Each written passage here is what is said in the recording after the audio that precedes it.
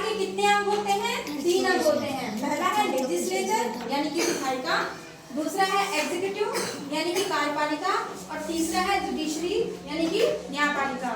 तो हम तीनों का काम समझेंगे कि इन तीनों का क्या क्या काम है, भारत सरकार में इनका क्या क्या महत्व है। तो जैसे पहला है लेजिस्लेचर, विधायिका।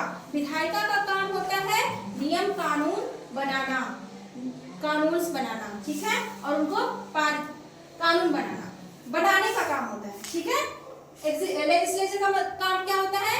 नियम कानून बनाना। एग्जीक्यूटिव मतलब होता है कार्यपालिका। कार्यपालिका का काम क्या होता है? जो भी नियम कानून बने हैं उसको क्रियान्वित करना, ठीक है, उसको करवाना। और जुडिशरी का क्या काम होता है? जुडिशरी माने न्यायपालिका। कोई भी नियम कानून किसी के भी अधिकारों का हनन करता है या वह नियम के खिलाफ होता है तो न्यायपालिका उस पे अपना न्याय देती है, न्याय सुनाती है ना। तो ये तीनों का काम है, लेजिस्लेचर, एग्जीक्यूटिव, जुडिशरी। पहला क्या है? लेजिस्लेचर माने क्या होता है? विधायिका। क्या होता है? विधायिका। बोलिए, विधायिका। लेजिस्लेचर विधायिका, एग्जीक्यूटिव कार्यपालिका। कार्यपालिका क्या करती है? क्रियान्वयन करती है, जो भी नियम कानून बनाए गए हैं उसका क्रियान्वयन करती है, ठीक है। जुडिशरी मतलब होता है न्यायपालिका। जैसे अगर हम एक छोटा सा एग्जांपल ले लें, हमने कोई एक नियम बनाया, हम क्या नियम बना दिए कि कोई बच्चा इस क्लास से बाहर बिना परमिशन के नहीं जाएगा, ये हमारा नियम बन गया। तो एग्जीक्यूटिव, तो कार्यपालिका में हम कुछ लोगों को नियुक्त कर देंगे कि आप लोग देखा करिए कि कोई बच्चा क्लास के बाहर तो नहीं जा रहा है ना जी, आप लोग इसको देखिए। तो कार्यपालिका उसको इम्प्लीमेंट करती है, जो मैंने नियम बनाया, जैसे हमने मॉनिटर से कह दिया कि आप इसको देखिए कि कोई बच्चा बिना परमिशन के क्लास के बाहर ना जाए। अब न्यायपालिका का काम कहाँ आ जाता है? हमने किसी को जज बना दिया कि तुम देखो भाई ये लोग काम ठीक से कर रहे हैं कि नहीं कर रहे हैं, यानी कि जो बाकी बच्चे हैं वो क्लास के बाहर जा रहे हैं कि नहीं जा रहे हैं, और मॉनिटर उनको देख रहा है कि नहीं देख रहा है। तो जज क्या करेगा? अगर मॉनिटर अपने काम में व्यस्त है और कोई बच्चा बिना परमिशन के निकल गया, जैसे हम ऑफिस में कोई काम कर रहे हैं, कोई बच्चा उसको प्यास लगी, वो बिना मॉनिटर से पूछे या बिना मुझसे पूछे बिना परमिशन के वो बाहर निकल गया, तो न्यायपालिका यानी कि जो जज बना है, जैसे शिवांगी को मैंने जज बना दिया, वो क्या करेगी? यह देखेगी कि क्या सिचुएशन थी। अगर मॉनिटर ने जानबूझकर इग्नोर कर दिया तब उसके खिलाफ कार्रवाई होगी। तब वो मेरे पास आएगी कि मैम देखिए ये अपना काम ठीक से नहीं कर रहा है। फिर क्या होगा? या तो अगर ये मना करेगा मॉनिटर कि तुम मत जाओ, अभी मैम ने परमिशन नहीं दिया है कि नहीं जाना है, लेकिन उसको प्यास बहुत तेज लगी है या उसको बाथरूम जाना है, बहुत ज़रूरी है उसको, फिर भी वो बिना उसकी आज्ञा का पालन किए निकल गया क्लास में। तो न्यायपालिका का काम क्या होता है? उसको न्याय दिलाना कि हाँ इस कंडीशन में उसका बाहर जाना सही था। अब समझ में आ गया जी। भारत सरकार में कोई भी नियम कानून जहाँ बनता है उसको हम लोग क्या कहते हैं? लेजिस्लेचर यानी कि विधायिका। वह कानून कैसे पारित होता है, कौन करवाता है, कैसे काम करेगा, वो सब किसका काम होता है? कार्यपालिका। और जुडिशरी हमारी न्यायपालिका, वो उस कार्य को देखती है कि क्या सही है और क्या गलत है, ठीक है। तो ये हमारे सरकार के अंग होते हैं। We will first discuss the legislature. The legislature is the law-making organ of the government. The supreme law-making body in India is the Parliament. It consists of the President, the Lok Sabha, House of the Peoples, and the Rajya Sabha, Council of State. देखो, तो सबसे पहला भाग सरकार का सबसे पहला अंग क्या है? लेजिस्लेचर। क्या है? लेजिस्लेचर। विधायिका के कितने अंग होते हैं? प्रेसिडेंट, लोकसभा। विधायिका के अंदर क्या होता है? पार्लियामेंट। विधायिका के अंतर्गत पार्लियामेंट क्या काम करती है? लॉ मेकिंग बॉडी है। लॉ मेकिंग बॉडी यानी कि कानून बनाने वाली एक संस्था है। कानून बनाने वाली एक संस्था है पार्लियामेंट। पार्लियामेंट मतलब होता है संसद। क्या होता है? संसद। संसद के कितने अंग होते हैं? उसके भी 3 अंग होते हैं। जैसे कोई भी नियम बनता है, कोई भी लॉ बनता है, कोई भी कानून बनता है, तो इन तीनों के ही द्वारा उस कानून को प्रमाणिकता दी जाती है, तभी जाके वह कानून पारित होता है। तब पूरा विधायिका का काम खत्म होता है, तब लेजिस्लेचर का काम खत्म होता है। जब कानून यहाँ तक आता है, प्रेसिडेंट का साइन बन जाता है, तब क्या होता है? लेजिस्लेचर का काम खत्म होता है, विधायिका का काम खत्म हो जाता है, तब चालू होता है कार्यपालिका का काम। तो सबसे पहले हम लोग विधायिका के अंतर्गत जो भी चीजें उसके बारे में थोड़ा सा जानकारी लेते हैं। लेजिस्लेचर का मतलब क्या है? विधायिका। विधायिका का काम क्या होता है? कोई भी कानून बनाना। ठीक है, कोई भी कानून बनाना। कानून बनाने का काम किसका होता है? पार्लियामेंट का। किसका काम होता है? पार्लियामेंट। पार्लियामेंट को हम लोग हिंदी में क्या बोलते हैं? संसद। संसद के कितने अंग होते हैं? राष्ट्रपति, लोकसभा और राज्यसभा। राष्ट्रपति, लोकसभा और राज्यसभा। राष्ट्रपति तो आप लोग जानते हैं, भारत का पहला नागरिक यही होता है। राष्ट्रपति सबसे बड़ा पद यही होता है हमारे भारत का। ठीक है, उसके बाद लोकसभा आती है। लोकसभा निम्न सदन है। लोकसभा क्या है? निम्न सदन है। और राज्यसभा क्या है? उच्च सदन है। ये हाउस ऑफ पीपुल्स है और ये हाउस ऑफ कॉमन्स है। ठीक है, ये हाउस ऑफ पीपुल यानी कि लोगों का सदन है। इसमें डायरेक्टली जनता के द्वारा चुने हुए प्रतिनिधि क्या होते हैं? यहाँ पे आते हैं। उसमें बहुमत दल के नेता को हम लोग प्रधानमंत्री बनाते हैं। ठीक है, तो प्रधानमंत्री यहाँ पे काम करते हैं। ठीक है, और ये होता है राज्यसभा। राज्यसभा मतलब राज्य से संबंधित। ठीक है, तो इतना हम लोग समझ गए। जी मैम। विधायिका के अंतर्गत पार्लियामेंट क्या करती है? कानून बनाती है। पार्लियामेंट यानी कि संसद के कितने अंग होते हैं? संसद के 3 अंग होते हैं। पहला है प्रेसिडेंट यानी कि राष्ट्रपति, दूसरा है लोकसभा और तीसरा है राज्यसभा। सभी को समझ में आ गया? जी मैम। सरकार के कितने अंग होते हैं? 3। कौन से? सरकार के कितने अंग होते हैं? पहले जो बताया सर 3 अंग। हाँ, 3 अंग होते हैं, लेकिन कौन से? विधायिका, कार्यपालिका, न्यायपालिका। यानी कि लेजिस्लेचर, एग्जीक्यूटिव और जुडिशरी। अब हम लोग सबसे पहले वाले की डिस्कस कर रहे हैं लेजिस्लेचर। लेजिस्लेचर यानी कि पार्लियामेंट, संसद। संसद के कितने अंग होते हैं? 3 अंग। 3 अंग। राष्ट्रपति, लोकसभा, राज्यसभा। ठीक है जी। The member of the Lok Sabha and the Rajya Sabha are known as the members of the Parliament. Let us first talk about the President of India. The President is the constitutional head of India. He stands responsible to examine the laws passed by the Parliament and gives his approval to the same. देखो, Laws passed by the Parliament and gives his approval. देखो बच्चों, तो संसद के तीनों अंगों में जो राष्ट्रपति, उसको हम लोग कॉन्स्टिट्यूशनल हेड बोलते हैं, संवैधानिक प्रधान बोलते हैं, मुखिया बोलते हैं, भारत का पहला नागरिक भी बोलते हैं। ठीक है, बिना राष्ट्रपति के परमिशन के, बिना राष्ट्रपति के सिग्नेचर के, बिना राष्ट्रपति के अप्रूवल्स के कोई भी लॉ कानून नहीं बन सकता, कोई भी नियम कानून नहीं बन सकता।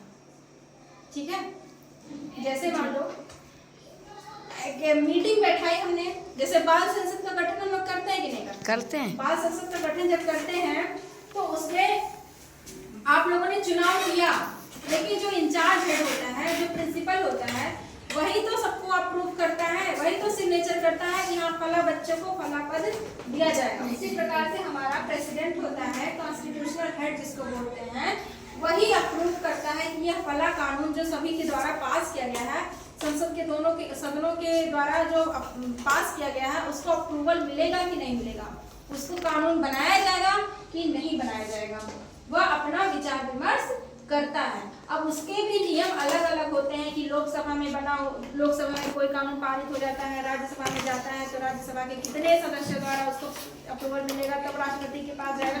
वो सब चीजें अलग हैं, वो सब हम लोग बाद में डिस्कस करेंगे, वो बहुत बड़े टॉपिक है। लेकिन अभी आप लोग बहुत ही सामान्य जानकारी रखो कि जो प्रेसिडेंट होता है, जो हमारा राष्ट्रपति होता है, वो एग्जामिन्स लॉ, यानी कि जो भी कानून बना हुआ है उसका एग्जामिनेशन करता है, उसका क्या करता है, निरीक्षण करता है कि यहाँ पारित करने लायक है कि नहीं है। ठीक है, उसके बाद उसको समझ में आता है कि हाँ यह सही है, तो क्या करता है, उसको अप्रूवल देता है। अप्रूवल मतलब उस पर साइन करता है, फिर वह पारित होता है। ठीक है जी Well, to the same.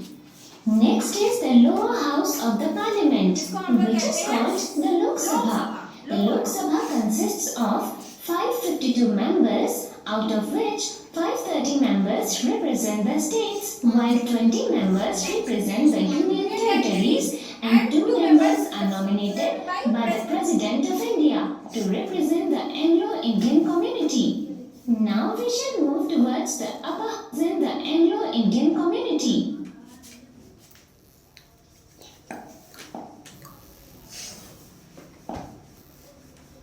चलो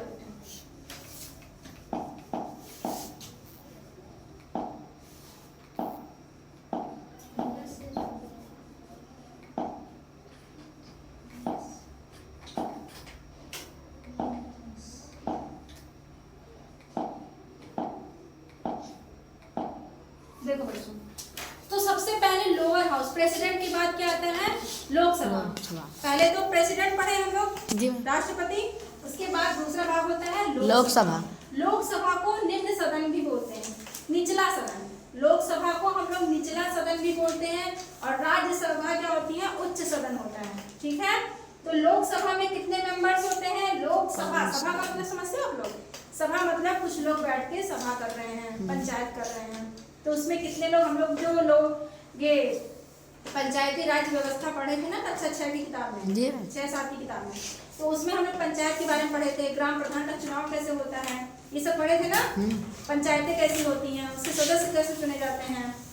उसी तरह से यहाँ हमारे पूरे भारत का रिप्रेजेंटेशन है। ठीक है, तो इसमें लोकसभा जो है, लोकसभा में देखो कुछ लोग बैठे हैं कि नहीं बैठे हैं, बैठे हैं।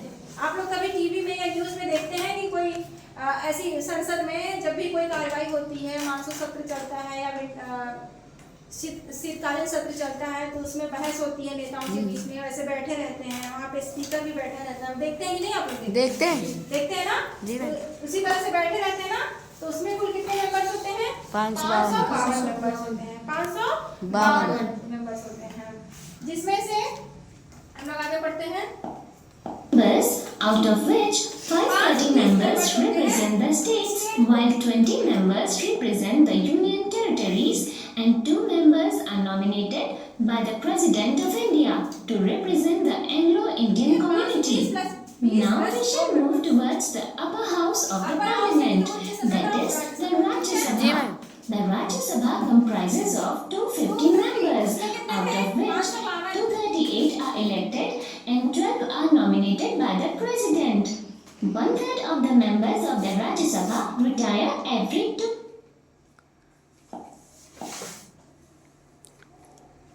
देखो, लोकसभा में कितने सदस्य थे, 552, 530 रिप्रेजेंट करते थे स्टेट को। ठीक है, और 20 मेंबर्स, 520 प्लस 530 तो राज्यों से आते थे, और 20 मेंबर्स यूनियन टेरिटरीज के होते थे। तो 530 प्लस 20 कितने हुए, 550, और 2 मेंबर्स कहाँ से आते थे, एंग्लो इंडियन कम्युनिटी के 2 मेंबर्स होते थे, जिनको राष्ट्रपति द्वारा नॉमिनेट किया जाता था। ठीक है, तो उसमें आप लोग जान लीजिए कि जो निचला सदन है उसमें ज्यादा लोग रहते हैं। जी, निचला सदन मतलब लोकसभा, उसमें ज्यादा लोग रहते हैं। कितने लोग रहते हैं, 552। कितने लोग रहते हैं, 552। 552 के 530 लोग कहाँ से आते हैं, भारत के अलग अलग राज्यों से, और 20 मेंबर कहाँ से आते हैं, यूनियन टेरिटरीज, केंद्र शासित प्रदेश, और 2 मेंबर्स कहाँ होते हैं, एंग्लो इंडियन। एंग्लो इंडियन का मतलब क्या होता है, जो पहले विदेशों के जो नागरिक होते थे, इंडिया में आके बस गए, उस तरह के उनके जो पूर्वज, उनके जो वंशज हैं, ठीक है, ऐसे कम्युनिटी के लोग, ठीक है। अब दूसरा आता है हमारा उच्च सदन। कौन सा? राज्यसभा। राज्यसभा को हम लोग उच्च सदन कहते हैं। उच्च सदन में कम मेंबर्स होते हैं, कितने मेंबर्स? 250 मेंबर्स होते हैं। अब देख लो, जैसे क्या होता है, आप लोग का ये क्लास है, क्लास में छोटे छोटे बच्चे बैठते हैं, तो ज्यादा बच्चे बैठते हैं ना, तो ये निचला सदन समझ लो। लोकसभा जिसमें आप लोग बच्चे हो, ऑफिस ले लो, ऑफिस में क्या है, खाली स्टाफ बैठते हैं, टीचर बैठते हैं, है ना जी। तो उच्च सदन है, तो उच्च सदन में कम लोग बैठते हैं। यहाँ से समझ जाओगे ना? जी। ठीक है, तो लोकसभा में याद कर लो, लोकसभा में 552 मेंबर होते हैं और राज्यसभा में 250 मेंबर होते हैं, जिसमें से 238 मेंबर कौन होते हैं? इलेक्टेड होते हैं। इलेक्टेड माने होता है चुनाव होता है इनका, ठीक है। क्या होते हैं? इलेक्टेड, इनका चुनाव होता है। और 12 मेंबर्स ऐसे होते हैं जो कि प्रेसिडेंट के द्वारा नामित किए जाते हैं, नॉमिनेट किए जाते हैं। वो विभिन्न विभिन्न क्षेत्रों से, जैसे कला, साहित्य, खेल, संगीत आदि क्षेत्रों से जो भी बढ़िया दिग्गज होता है, जैसे कोई अभिनेता हो गया, अभिनेता मतलब कलाकार हो गया, जैसे अमिताभ बच्चन है, जया भादुड़ी है, हेमा मालिनी है, ये सभी ने अपने कार्य क्षेत्र में बहुत अच्छा काम किया था, तो सरकार ने, मतलब राष्ट्रपति ने इनको नॉमिनेट कर दिया कि आप लोग आइए। सचिन तेंदुलकर हो गए, ठीक है, तो इनको नॉमिनेट कर दिया कि आप लोग अपने अपने क्षेत्र में बहुत अच्छा काम कर रहे थे, इसीलिए आप लोग लोकप्रिय हो गए, आपको जनता जानती है, आपको जनता प्यार करती है। इसका मतलब ये है कि आप जनता की भलाई के लिए काम करने के लिए योग्य हैं, तो इसलिए हम आपको आमंत्रित करते हैं कि आप आइए हमारी सभा में, हम बैठिए और हम जो नियम कानून बना रहे हैं उसमें हमारा सहयोग करिए, और आप लोग बताइए कि आपकी जनता को क्या पसंद है, क्या नहीं पसंद है, क्या उनके लिए अच्छा है, क्या उनके लिए बुरा है। इसीलिए क्या होता है, राष्ट्रपति के द्वारा 12 ऐसे लोगों का चुनाव किया जाता है जो विभिन्न क्षेत्रों में बहुत दिग्गज होते हैं, जिनको जनता बहुत प्यार करती है, ठीक है, समझ में? तो राज्यसभा जो कि उच्च सदन होता है, उसमें कितने मेंबर्स होते हैं? 250 मेंबर्स होते हैं। कितने मेंबर्स होते हैं? 250। याद कर लो, अपने दिमाग में बैठा लो, कितने मेंबर्स होते हैं? 250 मेंबर्स होते हैं। 250 में से 238 कहाँ से आते हैं? चुनाव के द्वारा आते हैं, चुनाव के द्वारा, ठीक है। आगे बताएंगे कि किस तरह से राज्यसभा के मेंबर्स का चुनाव होता है। ये सारे मेंबर्स चुन के आते हैं, और उसमें से 12 मेंबर्स क्या होते, उसमें से नहीं, इसमें से नहीं, ये तो 238 मेंबर तो चुन के आए, और प्लस 12 मेंबर्स क्या होते हैं, राष्ट्रपति के द्वारा नॉमिनेट किए जाते हैं। जैसे सचिन तेंदुलकर हो गए, ठीक है। मैथिली ठाकुर को आप लोग जानते हैं, अभी हाल ही में वो भी MLA बन गई है, उसको भी, क्योंकि वो संगीत के क्षेत्र से थी, तो उसको भी नॉमिनेट कर दिया गया, ठीक है। वो अलग प्रोसेस है, वो अलग चीज है, लेकिन एक एग्जाम्पल है। तो ऐसे लोगों को क्यों नॉमिनेट किया जाता है?